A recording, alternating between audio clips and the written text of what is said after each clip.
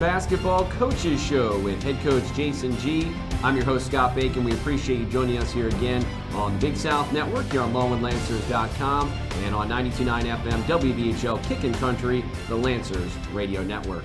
Coach, we appreciate you taking the time, taking back at what was an up-and-down week, a huge road victory on Saturday, and then a tough loss at home on Wednesday. And let's start off by talking about the positive, the 88-85 victory at Charleston-Southern. Preseason favorites to win the Big South Conference, last year's regular season defending champions. Quite a big road victory for your Lancers. Wow, it was exciting, and we needed somebody to do the extra, and Tristan Carey did the extra, 37 points.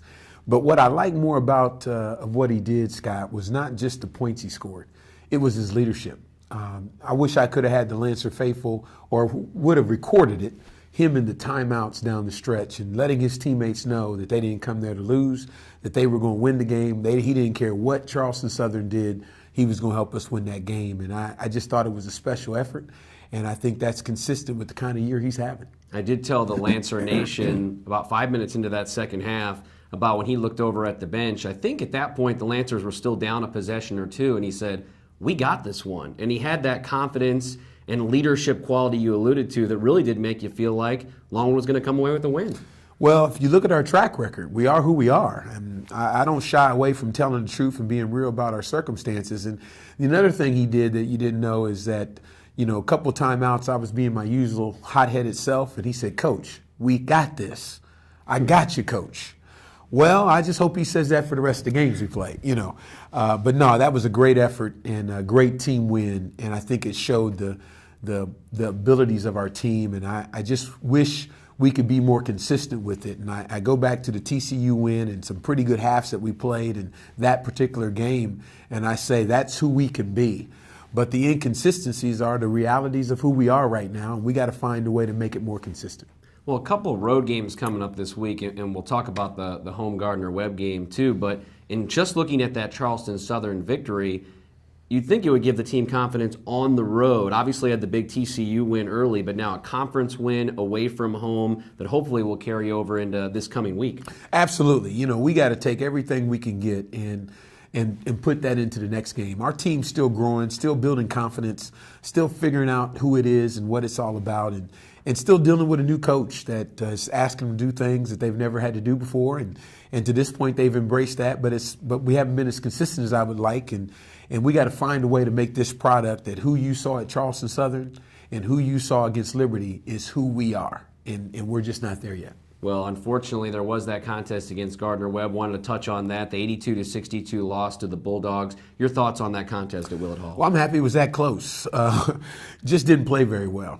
Didn't play with great energy. We didn't even practice yesterday. We just met with our team for 2 hours to say what happened. And, their comments, whether it be energy, whether it be the inability to sustain that play at that high level, whether it be whatever, what wasn't as excited about it, and all kinds of things that I call excuses. But they're real in their minds, and so we had to deal with those things. And so the one thing I tried to let them know is that a good defensive team has 10 qualities.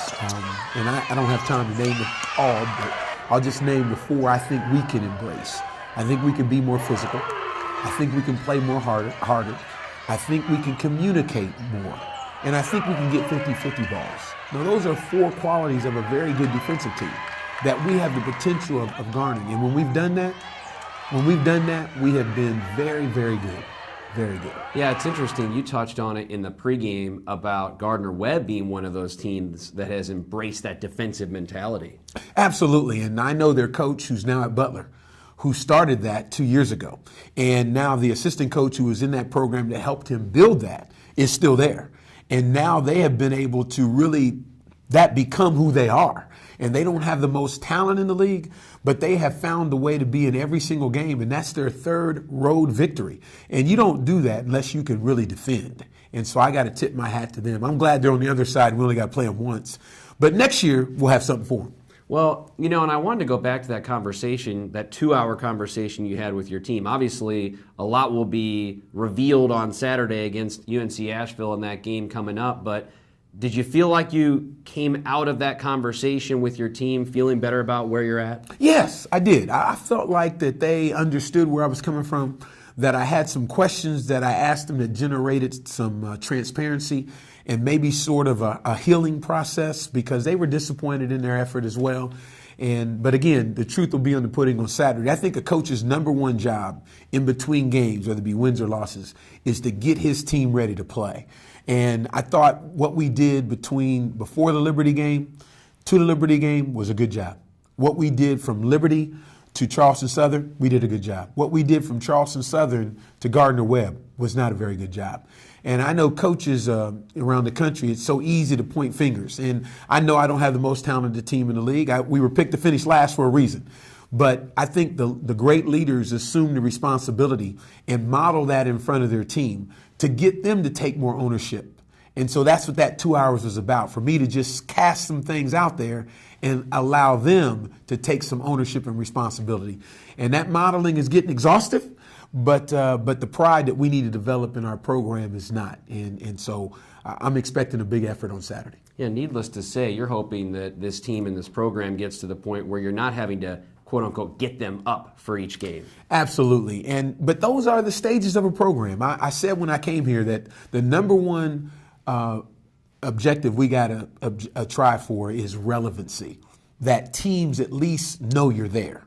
And Charleston-Southern now knows we're there. Liberty knows we're there. And as our players said after the Charleston-Southern game, that sent a message to the conference. And if you look at Winthrop and Wafford on their way up, they had those same kind of wins as they were struggling. And so what our goal is that we want to put this all together and get ready for the third season. And what I want to be able to tell my team after this regular season run as we prepare for the tournament is you can beat any team in this league. And what you've learned and what you've gained. You haven't won all the games, but neither did Liberty last year. So we're still pushing those things into them. Taking on a UNC Asheville team tomorrow, a 5 o'clock start here at Willett Hall. A huge day here on campus with men's basketball alumni day here at Willett Hall. Also having the Hall of Fame ceremony. So it should be a really active day here in Farmville and a full house at Willett Hall for your game at 5 o'clock. Well, we need it. We have shown in the Liberty game that home court advantage, and even the Eastern Kentucky game that we came up short with, that's a major factor in what we do. And right now, I'm up for accessing anything that's going to help our team win, and we need their support. And we need to do a better job of getting them there. I challenged our players, don't take for granted these students come. You should be inviting people to the game. You know, we're an up-and-coming program, and we need to let people know that. And then we need to perform on the floor. So if you don't want to see me perform, you better perform. So we've given them that threat. Let's hope they take that. The Bulldogs, a team that just scored 100 points in a home loss to VMI, but certainly a very capable team out of the South. Yeah, unfortunately, they also beat Gardner-Webb. So this is a good team with a good big guy inside and a freshman guard that's capable of getting 30 points on you. And they've got some good players. I don't really know their names. I didn't even really know who we played because my team has so many issues that I don't focus on the other team. My assistant coaches do. I focus on our team and trying to make our team better. And we'll get to the point where we'll talk on this show and I'll be real versed on the other teams, but I'm not at this stage. My team needs me and I need them. And we're going to give them everything we got. Well, and you know they beat Gardner-Webb and they got a victory over Charleston-Southern as well.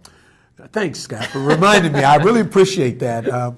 But in all actuality, it doesn't matter who we play. You know, we have our hands full. Biggest opponent is yourself. Biggest opponent is ourselves. And if we can conquer some of the things that we have within, because we have such a small margin for error, you know, like getting Jelani Devlin better defensively. You know, he had a good offensive game, but our defensive chart showed he gave up 22 points. And so his lack of slides and his lack of box outs and things that he's been taking pride in and working hard to overcome, it cost us 22 points. Well, he had 16, and to everybody it looked like he had a great game. You talk to Jelani, he's down because he knows he gave up 22 points. And so we need to get those things better. We can't afford to have that. But he's got a gift, and he's one of the best low post scorers in the league, and we need to maximize that gift, and we're going to need him big on Saturday. Hitting the road on the second half of this week, taking on Presbyterian on the road and then at Coastal Carolina. But mostly wanted to talk about now getting to the halfway point of this second season out of 3 for your team. Is this where you hoped your team would be? Obviously learning a lot on the fly, but when you kind of had assessed this team and were entering into that first season, was this where you envisioned or hoped your team would be at this point in the season? Yeah, I think I would like to have played better on Wednesday, but where we're at, that team's a better team than ours. I would have liked to have won the Campbell game, which I thought was our game to win, and we didn't get that done. But we are exactly where we are, but most importantly, we are exactly who we are. We're a fragile team. A fragile team is inconsistent. A fragile team has difficulty maintaining high levels of play. So that's who we are. My journey has been to continue to find ways to help this team be successful despite those realities of being picked 12th in the league and getting them to believe more in themselves and let them understand that through hard work, toughness, and tenacity, you can play up. And that's an awful tall order to ask. And to this point, minus that, the halves that we talked about and maybe the game at Louisiana Tech, I really felt like our team has done that. So are we exactly where I thought we'd be at? Yes. In terms of wins and losses, I'd like to have one or two more, like every coach. But most importantly, we are who I knew we would be. That's what you need to understand from my perspective is that's why I don't get too high on the wins. I'm the same guy here after the wins as I am the same guy after the loss. Now, you catch me after the games, it's a little bit different. But I know where we're at. Well, and certainly some signs of things to come with that victory over Charleston-Southern and the big win going back to the victory over Liberty as well. Coach, we appreciate you taking the time. Good luck against UNC Asheville on Saturday and then hitting the road for the road trip at Presbyterian in Coastal Carolina. We'll talk to you again when you come back from the road trip, but we appreciate the time and good luck. Thanks, Scott. We're excited. Head coach Jayson G joining us here on the Lancers Coaches Show here on LongwoodLancers.com and the Big South Network and here on 92.9 FM Kickin' Country, again right here on LongwoodLancers.com.